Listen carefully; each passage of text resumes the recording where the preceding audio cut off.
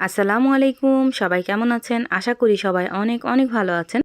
এই ঈদে খুব সহজে আপনারা এভাবে মিষ্টি দই তৈরি করে নিতে পারবেন। ছোটখাটো দুই একটা পদ্ধতি ফলো করলে আপনাদের দইটাও কিন্তু একদম পারফেক্ট হবে। আমি আজকে মাটির পাত্রে দই তৈরি করে দেখিয়েছি। আপনারা চাইলে যে কোনো প্লাস্টিকের বা কাঁচের বয়মে করেও কিন্তু এই দইটাকে সেট করতে পারেন। আশা করছি এই মিষ্টি দইয়ের ভিডিওটা আপনাদের কাছে খুবই ভালো লাগবে।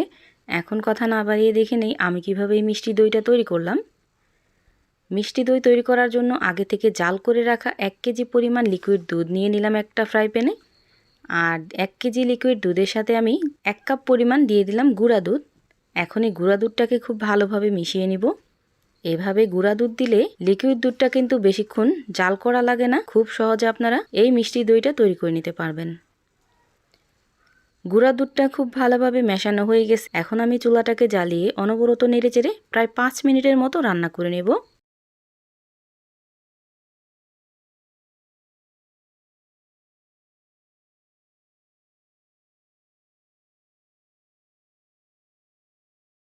5 মিনিট যখন খুব ভালোভাবে জাল হয়ে যাবে ওই পর্যায়ে এখানে আমি দিয়ে দিব 1/3 কাপ পরিমাণ চিনি। চিনির পরিমাণটা অবশ্যই আপনারা বুঝে তারপর দিয়ে দিবেন। এখন অনবরত নেড়েচেড়ে আরও 5 মিনিটের মতো রান্না করে নেব।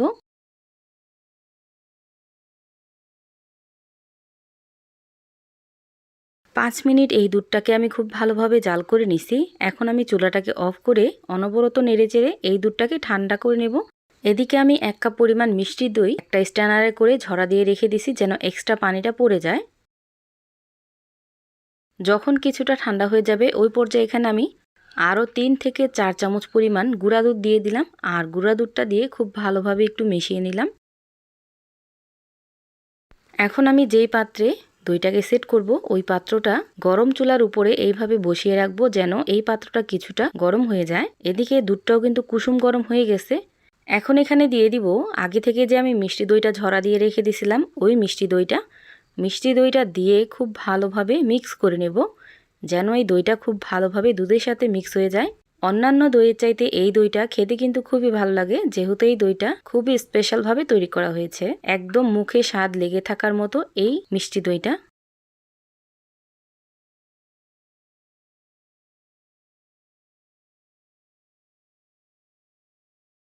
খুব ভালোভাবে এই দইটাকে আমি মিশিয়ে নিছি। এখন আগে থেকে যে পাত্রটা আমি কিছুটা গরম করতে রাখছিলাম ওই পাত্রটা কিন্তু খুব ভালোভাবে গরম হয়ে গেছে। এখন আমি এখানে মিষ্টি দই দিয়ে খুব ভালো করে পাত্রটাকে মেখে নেব। আপনারা চাইলে এখানে টক দইও কিন্তু ব্যবহার করতে পারেন। মিষ্টি দইটা দিয়ে যখন খুব ভালোভাবে মাখানো হয়ে যাবে ওই পর্যায়ে এখানে আমি জাল করে রাখা সবটুকু দুধ এখানে দিয়ে দিব। এখন হচ্ছে দইটা জমাট বাঁধানোর জন্য মেন যে কাজটা করতে হবে সেটা বলে দেই। প্রথমে যে কোনো একটা হাঁড়ি নেবেন আর হাঁড়িটাকে যথেষ্ট পরিমাণ গরম করে নেবেন। গরম হাঁড়িতে দিয়ে দিবেন একটা সুতি কাপড়। তারপর দইয়ের এই পাত্রটা বসিয়ে ঢাকনাটা লাগিয়ে ঢাকনার মুখটা খুব ভালোভাবে আটকিয়ে উপর দিয়ে একটা ভারী টাওয়াল বা কম্বল দিয়ে রাখবেন। আর এইভাবে রেখে দেবেন প্রায় 6 ঘন্টা পর্যন্ত। যদি গরম বেশি হয় ওই ক্ষেত্রে আপনারা 5 ঘন্টায় উঠিয়ে নিতে পারবেন। আর যদি একটু ঠান্ডা থাকে, ঠান্ডার দিন হয়, তাহলে আপনারা 6 থেকে 7 ঘন্টায় এই দইটা একদম পারফেক্টলি সেট হয়ে যাবে। আর এই তো দেখতেই পাচ্ছেন 6 থেকে 7 ঘন্টা পর এই দইটা কিন্তু একদম পারফেক্টলি রেডি। এখন চাইলে আপনারা নর্মাল ফ্রিজে রেখে দিতে পারেন। এই দইটা কিন্তু আরও অনেকটাই সেট হয়ে যাবে।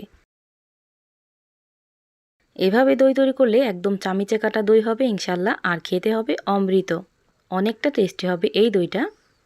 বাসায় অবশ্যই একদিন ট্রাই করবেন, ইনশাল্লাহ আপনাদের কাছেও খুবই ভালো লাগবে।